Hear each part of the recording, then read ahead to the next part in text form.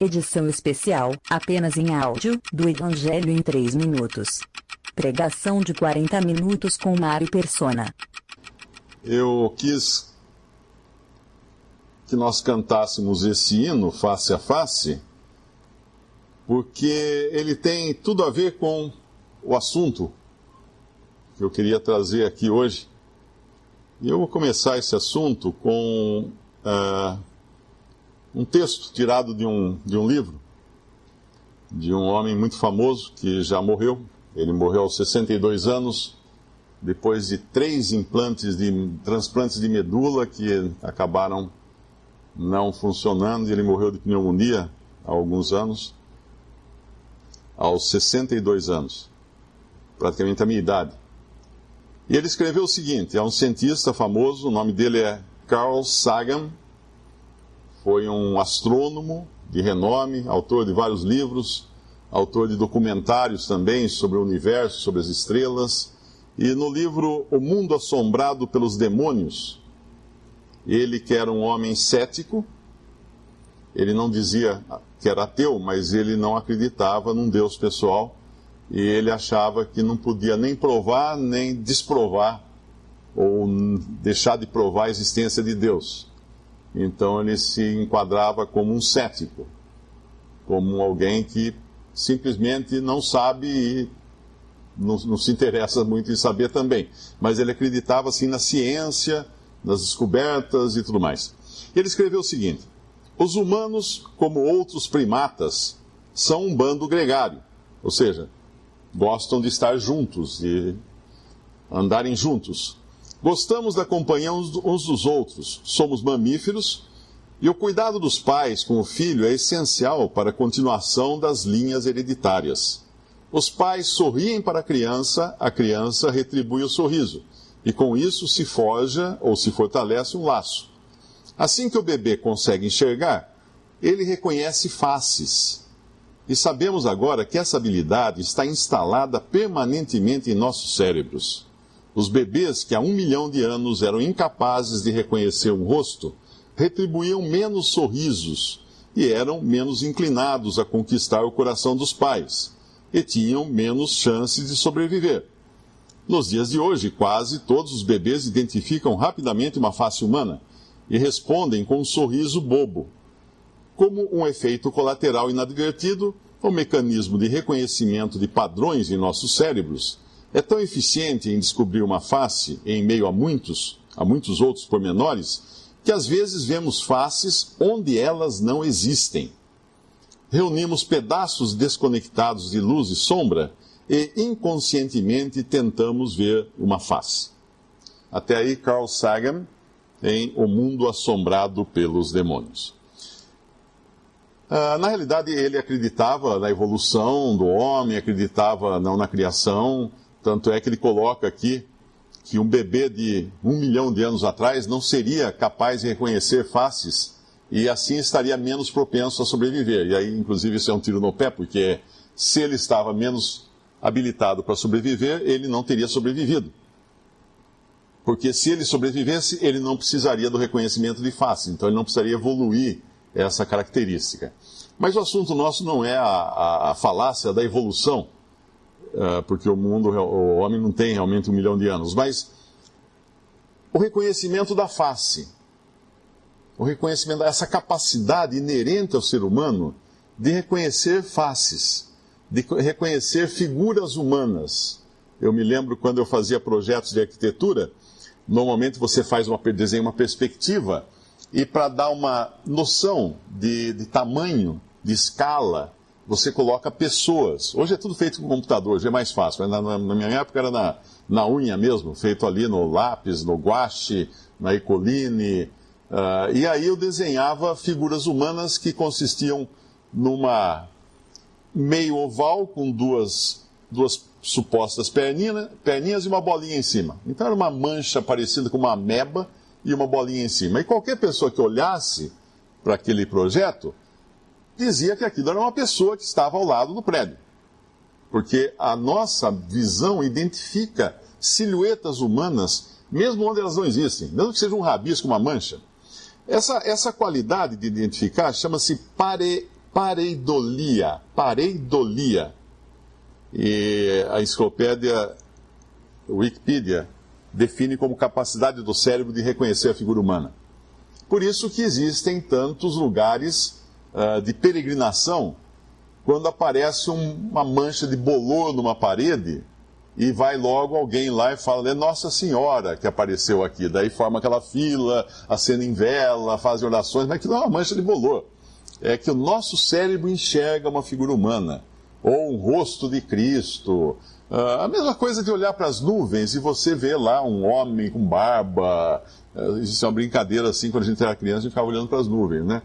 Hoje não dá muito tempo de fazer isso, mas olhar para figuras, para borrões, para manchas de vidro, é muito comum manchas em vidro, vidros com defeito, aparece uma mancha, de repente já tem uma peregrinação, já estão construindo uma basílica lá, porque ali apareceu Jesus naquele vidro.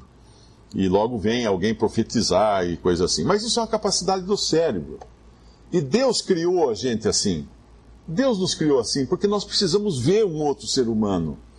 O bebê, quando ele nasce, ele não enxerga. Isso é sabido que os olhos se desenvolvem nos primeiros anos. A visão se desenvolve, ele ainda, o cérebro ainda não sabe enxergar. Então, o bebê, quando você olha para o bebê, ele está olhando para você, acabou de nascer, você fala assim, ele está olhando para mim. Ele não está olhando para você, ele está vendo um borrão.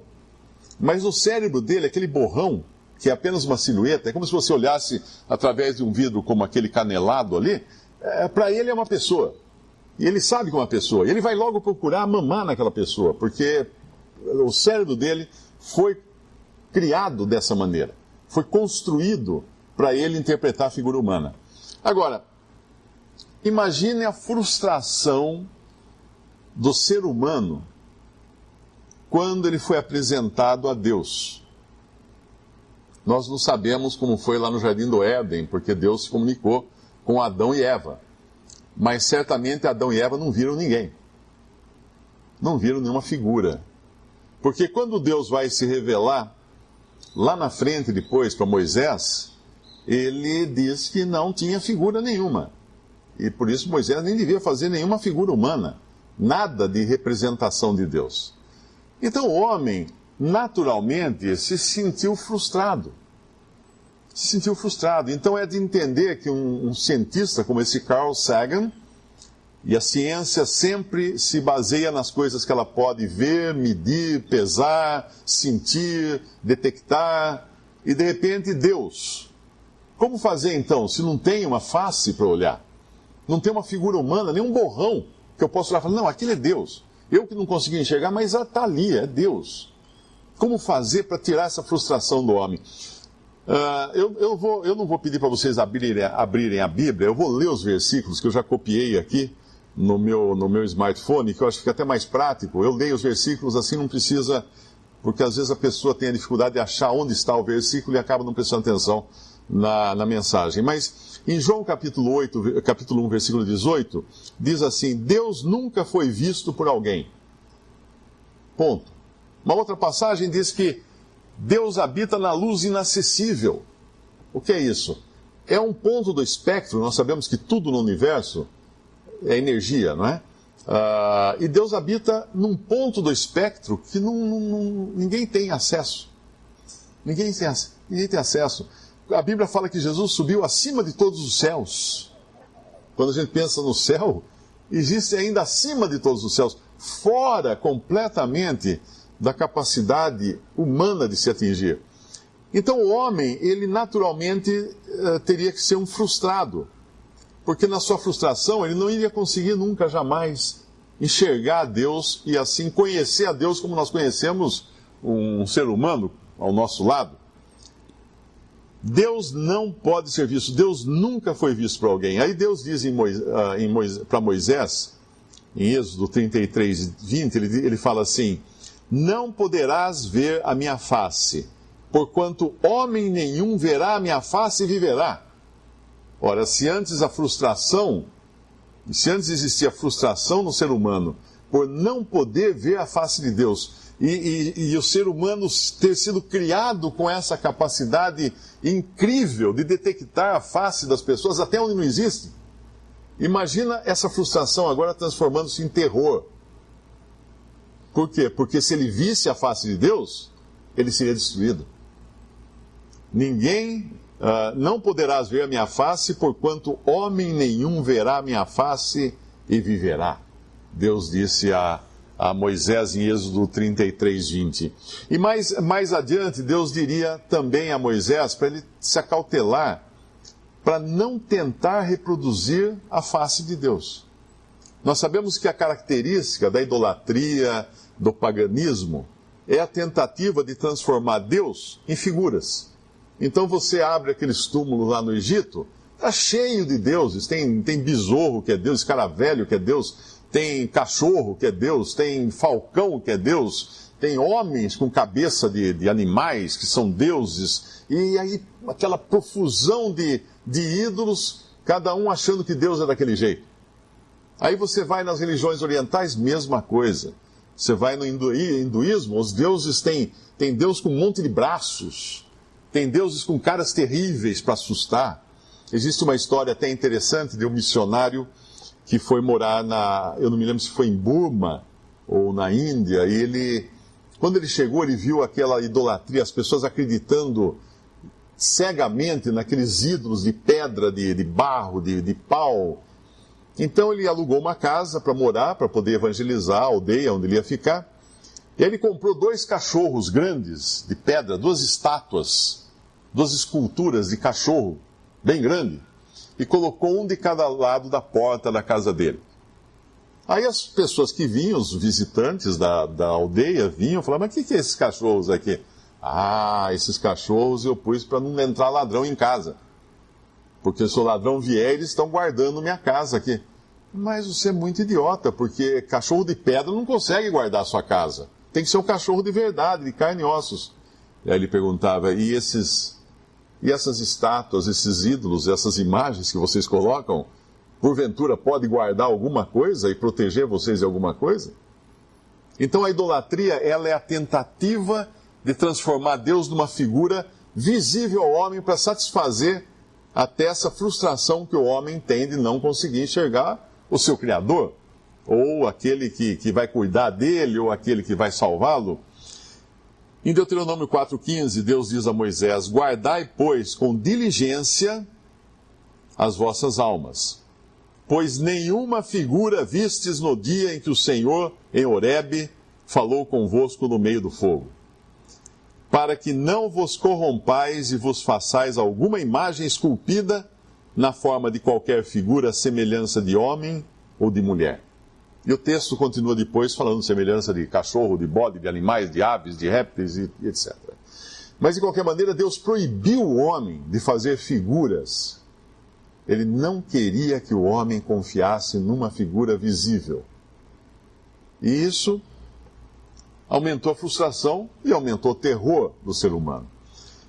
Mas como Deus podia resolver essa equação, ao mesmo tempo que ele proibia o homem de enxergar qualquer imagem sua, ele poderia também atender o homem na sua necessidade básica, até, podemos dizer assim, porque o homem, por ser um ser gregário, ele precisa ter outra pessoa, ele precisa estar em companhia de outros, ele precisa ver outras pessoas. A solidão pode levar uma pessoa à loucura.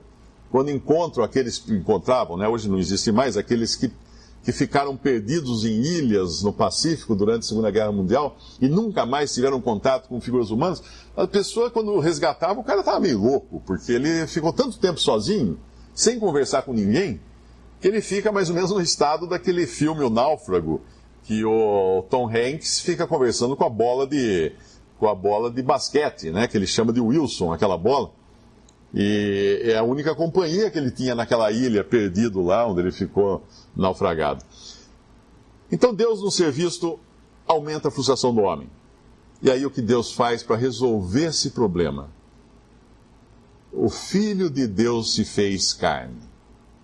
Deus se tornou visível. Deus se tornou visível ao ser humano. Como podia acontecer isso? Como? Era uma coisa totalmente fora de qualquer propósito. Deus é Pai, Filho e Espírito Santo. Ao mesmo tempo que Deus vai continuar sempre sendo invisível ao ser humano, Deus é visível ao ser humano. Como? Na face de Cristo.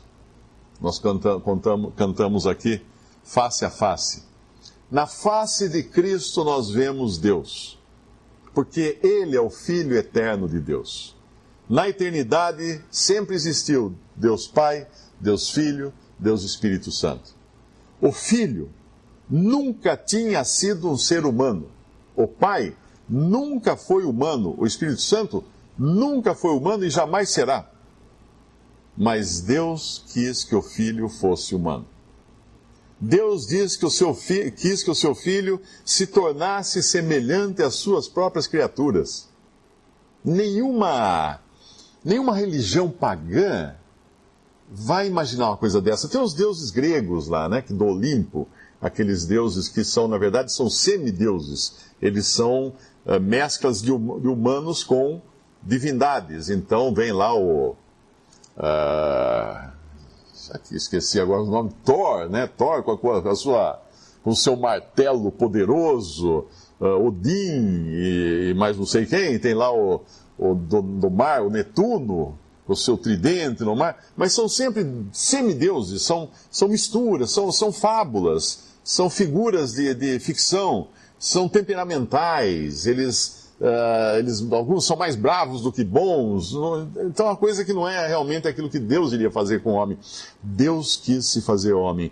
Em João capítulo 1, versículo 1, tem a revelação falando do Verbo. O Verbo é Cristo, é a pessoa de Jesus, porque o Verbo é a palavra em ação. Quem trabalha com comunicação sabe que você pode usar palavra, uma mensagem publicitária, por exemplo, você deve colocar um verbo, porque o verbo vai levar à ação. Conheça o nosso produto. Você não põe apenas nosso produto, você põe conheça o nosso produto. Você cria uma ação para a pessoa poder ir e agir, e comprar, e ver, e verificar. Você cria uma ação. Quando você coloca um gerúndio, você cria uma ação contínua, né? Viajando no nosso carro, você terá mais prazer, alguma coisa assim. Então você tem técnicas de redação e de comunicação que usam verbos para tornar a palavra ou a mensagem ativa e andante na mensagem. E o verbo se fez carne. Em João capítulo 1, versículo 1 fala assim: no princípio era o verbo, e o verbo estava com Deus. Não apenas estava, o verbo era Deus. Esse princípio não é o princípio de todas as coisas. Esse princípio, a palavra usada aqui, é no sentido de quando, lá no infinito, era o verbo. Existia o verbo, e o verbo estava com Deus, e o verbo era Deus. Esse é um dos mistérios divinos, que é a Trindade, que mente alguma humana é capaz de entender, porque nós não entendemos, é a natureza de Deus, Pai, Filho e Espírito Santo. Mas a continuação, no mesmo capítulo 1 de João, ele vai dizer no versículo 14 que o Verbo se fez carne e habitou entre nós, e vimos a sua glória como a glória do unigênito do Pai, cheio de graça e de verdade. O Verbo se fez carne. O que significa isso? Primeiro, que o Verbo já existia. Não diz que o Verbo nasceu. O Verbo se fez carne. Ele existia e se tornou carne, porque ele nunca tinha sido carne antes. Adotou a figura humana. E esse é Jesus. E numa outra passagem, o apóstolo João escreve, inclusive, no sentido de alertar contra os anticristos que surgiriam, porque os anticristos iriam negar não Jesus, não o nascimento de Jesus, não o Cristo. Não seria uma negação de Cristo assim evidente. Não, Cristo não existe, Jesus não existiu. Não, o anticristo não é isso.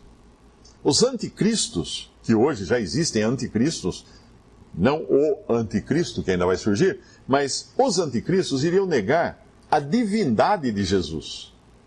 Iriam negar que ele veio em carne. Eles iriam até admitir que ele nasceu. Mas admitir que ele nasceu significa colocá-lo na mesma condição do ser humano comum, que é gerado no ventre de sua mãe e vem a nascer 9 meses depois, mais ou menos. Mas João advertiu da seguinte maneira: nisto conhecereis o Espírito de Deus. Todo espírito que confessa que Jesus Cristo veio em carne é de Deus. E todo espírito que não confessa que Jesus Cristo veio em carne não é de Deus. Mas este é o espírito do anticristo, do qual já ouvistes que há de vir, e eis que já está no mundo. Porque já muitos enganadores entraram no mundo, os quais não confessam que Jesus Cristo veio em carne. Esse tal é o enganador e o anticristo.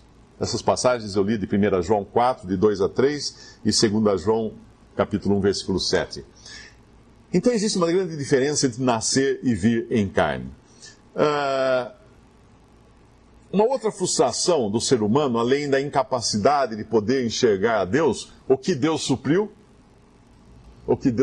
na pessoa de Cristo, na pessoa do seu Filho, né? Apresentou um homem diante dos seres humanos. Aqui, olha aqui, ó. Esse é Deus e homem.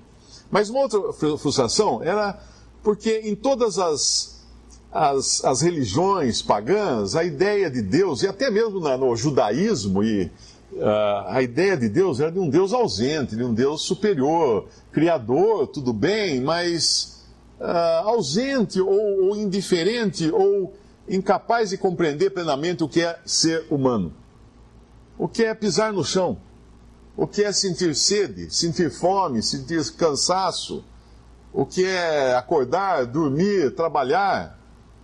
Certamente nenhuma solução poderia ser dada nesse sentido para um Deus que ficasse invisível, flutuando, longe do contato com o ser humano. Mas aí nós temos em Hebreus 4,15 o atendimento a essa indagação do coração do homem, quando diz que não temos um sumo sacerdote que não possa compadecer-se das nossas fraquezas, falando de Cristo. Porém, um que, como nós, em tudo foi tentado, mas sem pecado. Uma tradução alternativa aqui seria à parte o pecado. E por que isso?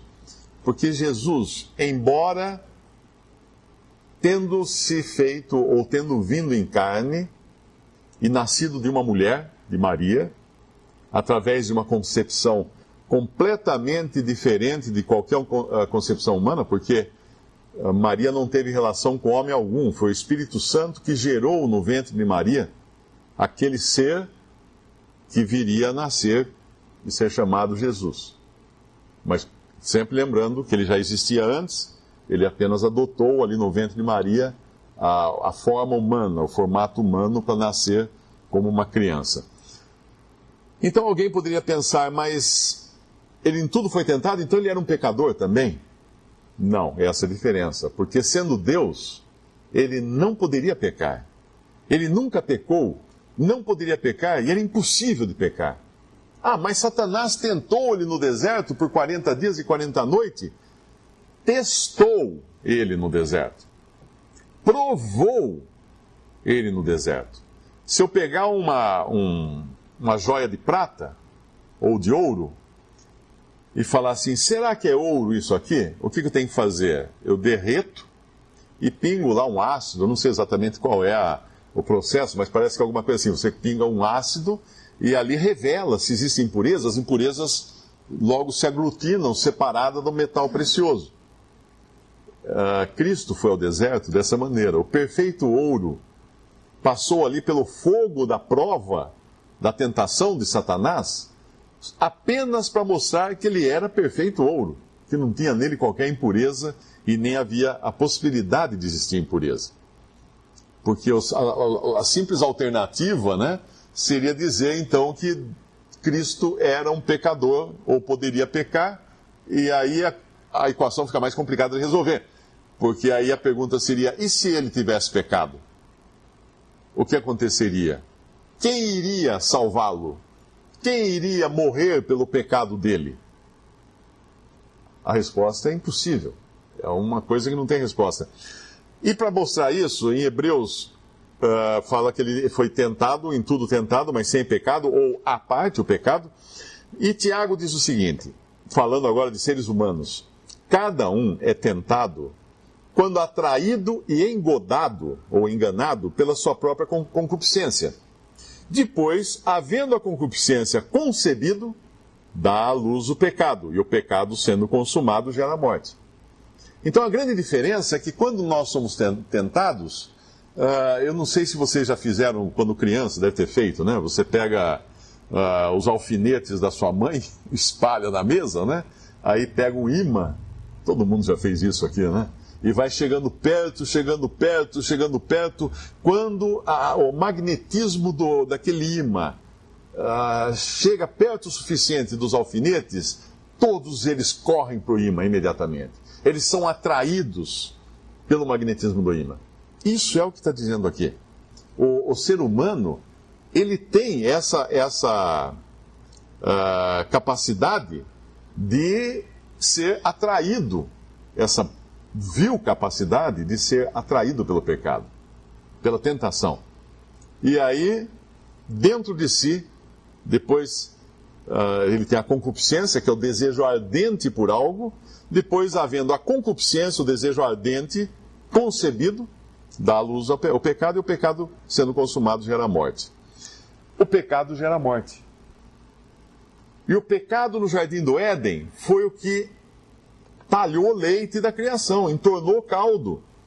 Porque quando Adão e Eva pecaram, toda aquela perfeição, toda aquela criação perfeita que Deus tinha feito, foi tudo por água abaixo.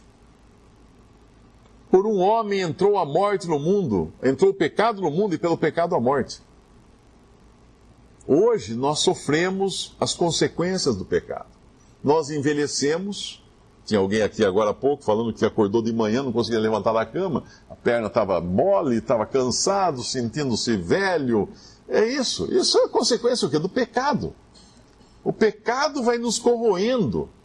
Eu toda hora tenho que ir ao dentista, porque o pecado corroeu os meus dentes, destruiu meus dentes. Aqui muitos já passaram por cirurgias porque o pecado.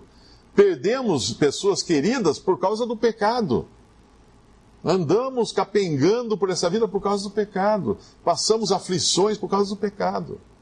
O pecado destruiu o ser humano.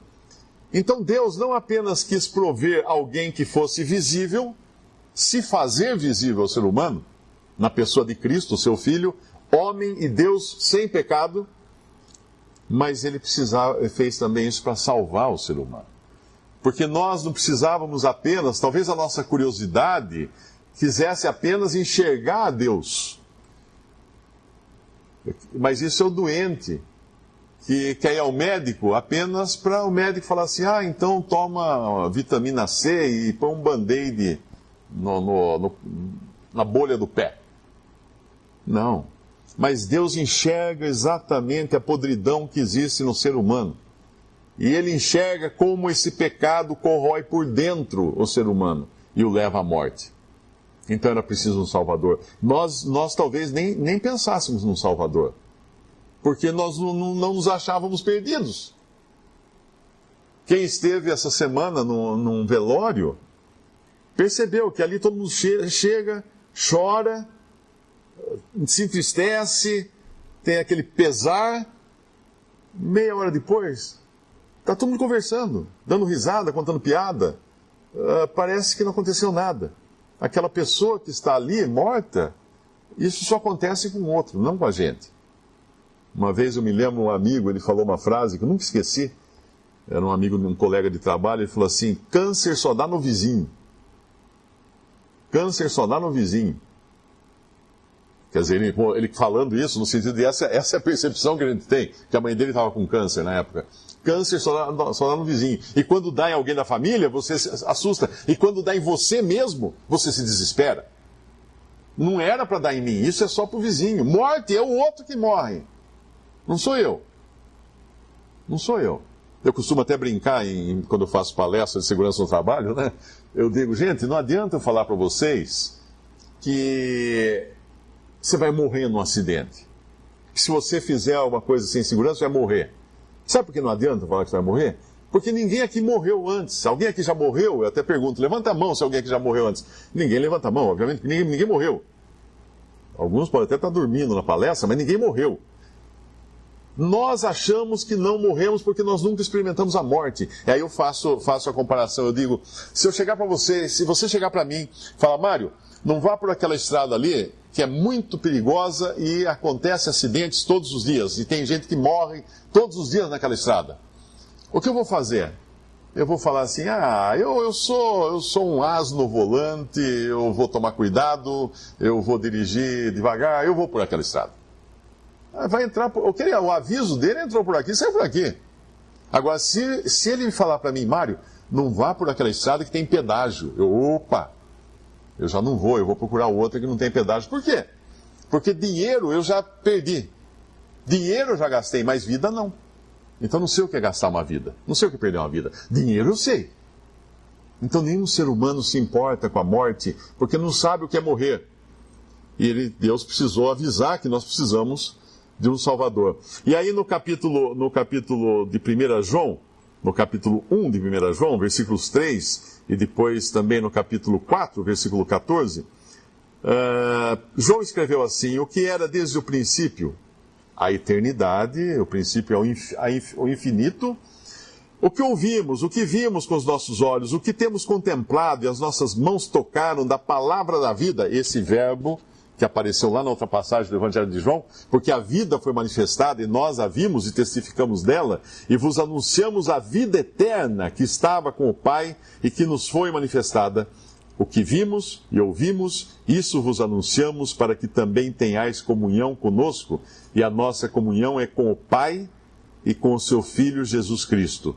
E vimos e testificamos que o Pai enviou o seu Filho para Salvador do mundo.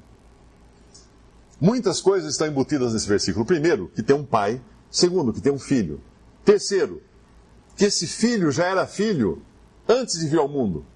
Porque o pai enviou o seu filho ao mundo. Ele não se tornou filho quando chegou no mundo. O pai enviou o seu filho ao mundo, porque ele já tinha um filho lá, que é Jesus. Ele foi enviado ao mundo. Mas enviado para quê? Com que missão?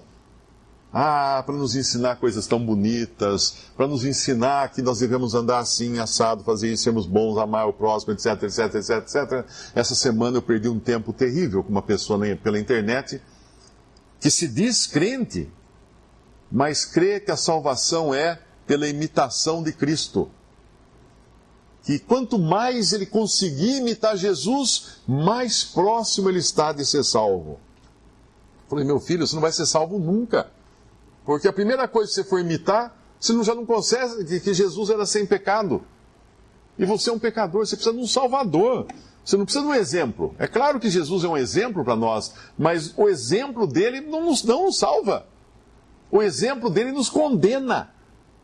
Nos condena. Porque se você é um fascínio, um bandido, um marginal, e aí você tem um irmão na sua casa vendo você que é direitinho, é tudo certinho, tudo arrumadinho, a vida daquele seu irmão que vive na sua casa, da mesma família, não resolve o seu caso. Piora o seu caso. Porque o contraste fica maior. Se eles não estivessem por perto, você ainda ficaria mais sossegado. Mas o fato de ele estar ali, o contraste condena. A perfeição condena. Se eu estou em velocidade acima do permitido na estrada, a placa da velocidade me condena. Quando eu vejo a placa, ela me condena. A perfeição condena aquele que está fora da perfeição. Não o corrige, condena. Não o salva, condena. Deus enviou o seu Filho para Salvador do mundo. Então Cristo veio para salvar.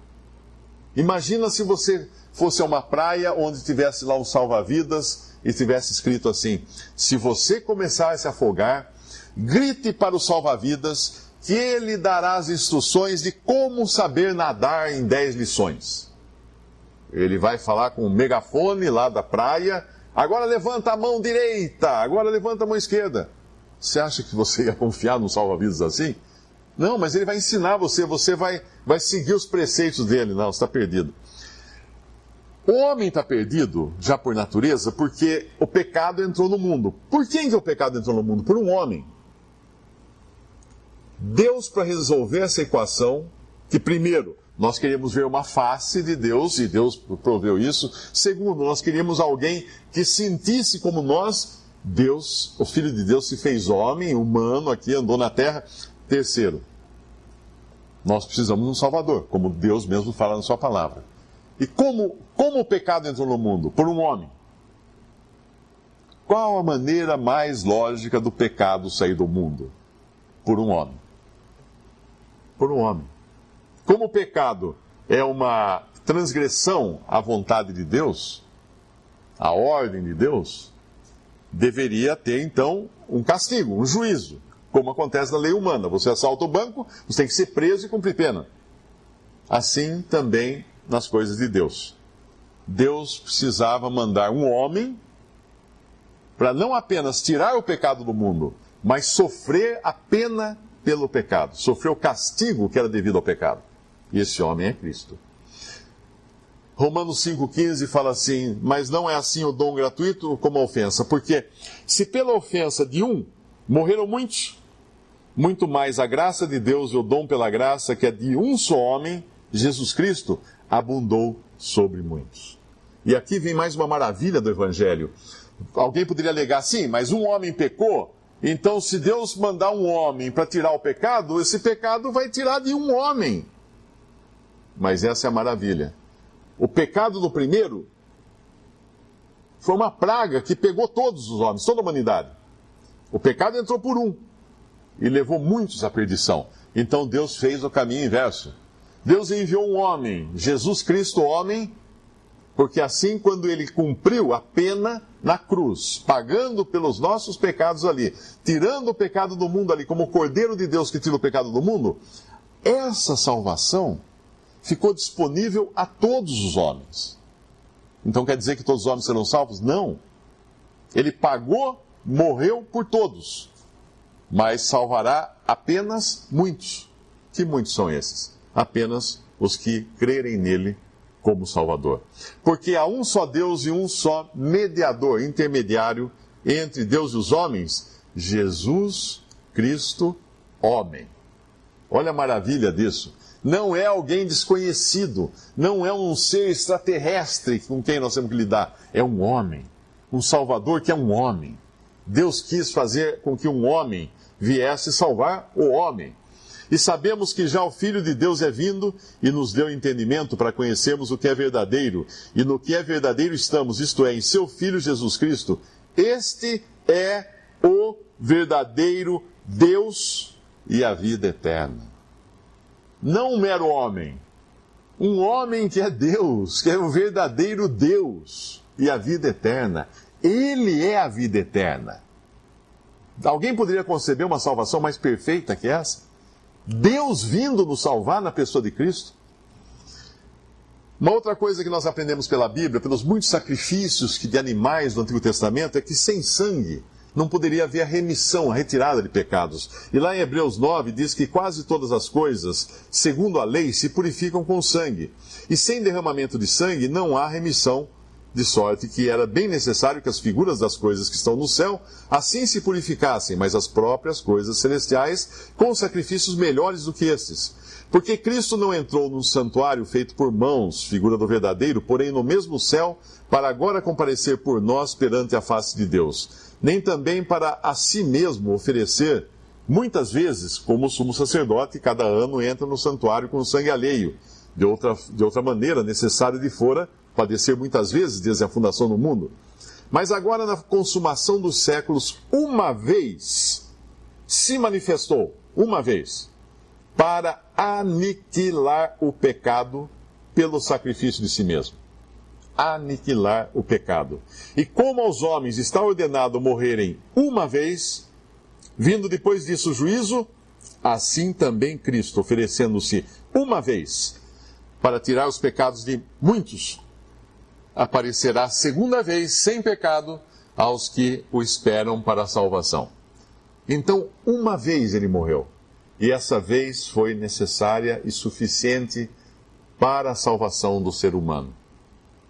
Ele morreu para tirar o pecado do mundo, mas ele morreu para tirar os pecados de muitos, não de todos. Quem são esses muitos? Aqueles que creem nele como Salvador. Aqueles que o aceitam como Deus e homem, que o aceitam como sacrifício que Deus proveu.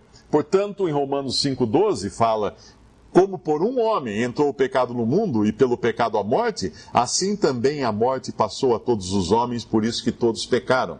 Mas não é assim o dom gratuito como a ofensa, porque se pela ofensa de um morreram muitos, muito mais a graça de Deus e o dom pela graça, que é de um só homem, Jesus Cristo, abundou sobre muitos, pois assim como por uma só ofensa veio o juízo sobre todos os homens para condenação, assim também por um só ato de justiça veio a graça sobre todos os homens para a justificação de vida. Porque como pela desobediência de um só homem muitos foram feitos pecadores, assim pela obediência de um, muitos serão feitos justos. Eu poderia terminar aqui, mas não seria o Evangelho isso. Porque o Evangelho, ele tem um desfecho. Ele não fala apenas de Cristo, homem, ter vindo ao mundo para salvar os homens pelo sacrifício de si mesmo. Porque se ele morresse na cruz, como ele morreu, se ele pagasse na cruz o preço pelos nossos pecados, como ele pagou, se ele fosse feito pecado ali na cruz por nós, como ele foi feito, para tirar o pecado do mundo, e ele permanecesse morto, não haveria salvação para ninguém. Ninguém poderia ser justificado se Jesus permanecesse na morte. Por isso o evangelho completo é que ele ressuscitou ao terceiro dia. Quando ele ressuscita, ele aparece, ele se apresentou, Jesus se apresentou no meio dos seus discípulos e disse-lhes: paz seja convosco. Agora vocês imaginam, aquele que eles viram pregado numa cruz, todo ensanguentado, morto, ao lado, atravessado pela lança do soldado, sangue derramado pelo chão, de repente aparece no meio deles, vivo, falando. É um fantasma. É um fantasma, é uma assombração, é um espírito. Não pode, não existe. E eles, espantados e atemorizados, isso em Lucas 24, pensavam que viam algum espírito, e ele lhes disse: por que estáis perturbados? E por que sobem tais pensamentos aos vossos corações? Vede as minhas mãos, os meus pés, que sou eu mesmo. Apalpai-me, vede, pois o espírito não tem carne nem ossos, como vedes que eu tenho. E dizendo isto, mostrou-lhes as mãos e os pés. E não o crendo eles ainda por causa da alegria, e estando maravilhados, disse-lhes: tendes aqui alguma coisa que comer? Então lhes apresentaram-lhe parte de um peixe assado e um favo de mel, o que ele tomou e comeu diante deles. Esse é o Evangelho. O Evangelho tem um desfecho. Ele não termina na morte, o Evangelho. Ele termina na vida. Ou melhor dizendo, ele começa na vida. Na nova vida agora. Na nova criação da qual Cristo é o protótipo. É o primeiro exemplar de uma nova criação de homens e mulheres de corpos, de carne e ossos, vivendo no céu, na presença de Deus. Quando Paulo prega o Evangelho para os Coríntios, ele falou: o Evangelho que já vos tem anunciado, o qual também recebestes, no qual também permaneceis, pelo qual também sois salvos, se o retiverdes, tal como vos tenho anunciado, se não é que cresces em vão. Porque primeiramente vos entreguei o que também recebi, que Cristo morreu por nossos pecados, segundo as Escrituras, e que foi sepultado, e que ressuscitou ao terceiro dia, segundo as Escrituras. Essa é a maravilha do Evangelho, ela vai para a ressurreição. A morte não é o fim do crente. O Evangelho não é uma solução para os problemas dessa vida, não. O Evangelho é a solução eterna. Em 1 Coríntios, capítulo 15, versículo 21, fala assim: porque assim como a morte veio por um homem, mais uma vez um homem aqui, também a ressurreição dos mortos veio por um homem.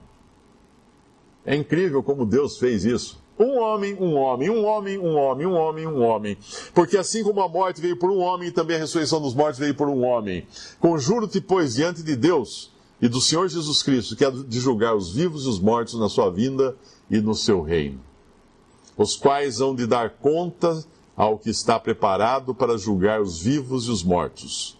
E nos mandou pregar ao povo e testificar que ele, Jesus, é o que por Deus foi constituído juiz dos vivos e dos mortos. Isso está em 2 Timóteo 4:1, 5 e também em Atos 10:42. Mas essa passagem, ela não é tão agradável. Porque ao mesmo tempo que Deus enviou o seu Filho ao mundo para salvar um homem, para salvar o homem, e nós podemos reconhecê-lo como um igual ou semelhante a nós, que veio nos salvar, veio em nosso resgate, ele voltará como um homem, mas não é para salvar.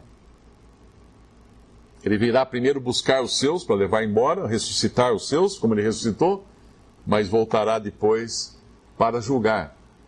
Então, se o homem, no princípio, pudesse ficar decepcionado de não poder enxergar a Deus, Deus deu a imagem na face de Cristo, nós pudemos ver a Deus. Se o homem ficou desesperado porque não encontrava um semelhante seu que pudesse salvá-lo, Deus deu a Jesus como seu Salvador. Se o homem ficou desesperado diante da morte, que não poderia viver depois, para sempre, Deus deu um homem, o primeiro homem ressuscitado. Existe um homem no céu agora, de carne e ossos. Um homem palpável. Um homem que comeu peixe e mel. Um homem no céu. Cristo. Ele é o primeiro da raça de muitos que estarão no céu com corpos semelhantes ao dele. Mas Deus também enviou um juiz homem. Vai enviar um juiz homem. Para que nenhum homem diga assim, não, Deus não pode me julgar, porque ele não sabe o que é ser homem. Ele não sabe o que é ser um homem. Como que eu vou ser julgado por um Deus que está lá nas alturas e não sabe o que é andar aqui nesse mundo, sofrer os problemas que eu passo, as dificuldades que eu passo? Sabe. Por isso ele vai enviar um Senhor Jesus Cristo, que há de julgar os vivos e os mortos na sua vinda e no seu reino. Ele foi constituído por Deus juiz dos vivos e dos mortos. Nós somos capazes de reconhecer a Deus na face de Cristo. E os perdidos serão capazes de reconhecer Deus como juiz em Cristo também. E diante dele, todo joelho se dobrará. E toda língua confessará que Jesus é Senhor, para a glória de Deus Pai. Então não existe desculpa para ninguém rejeitar a salvação que Deus proveu. Porque não existiria uma salvação mais próxima do que aquela que um bebê, com a configuração do seu cérebro, de perceber figura humana, poderia crer. Deus ofereceu um homem para, através dele, nós sermos salvos. Mas Deus, no final, vai mandar também um homem, o mesmo homem, para julgar os perdidos. E como você gostaria de identificar Jesus agora? Perceber a silhueta dele como seu Salvador ou como seu juiz no final, caso você o rejeite agora para ser salvo. Podemos dar graças a Deus pela sua palavra.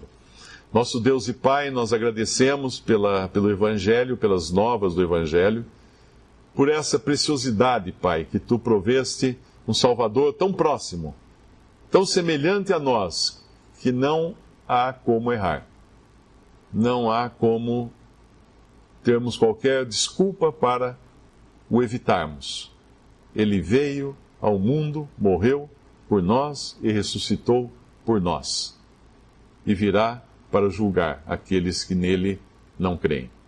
Pai, pedimos que todo aquele que ouvir esta mensagem possa crer em Jesus, receber a salvação que ele oferece de graça agora, para ter todos os seus pecados perdoados e estar pronto para ser transformado ou ressuscitado e viver eternamente no céu com Cristo, com um corpo, espírito, alma e corpo, a semelhança de Jesus. Nós pedimos isso, Pai, pedimos que Tu possas atuar pelo poder do Teu Santo Espírito e agradecemos em nome de nosso Senhor e Salvador Jesus. Amém. Visite 3minutos.net. Dúvidas? Visite respondi.com.br. Adquira os livros ou baixe o e-book. Também para Android e iPhone.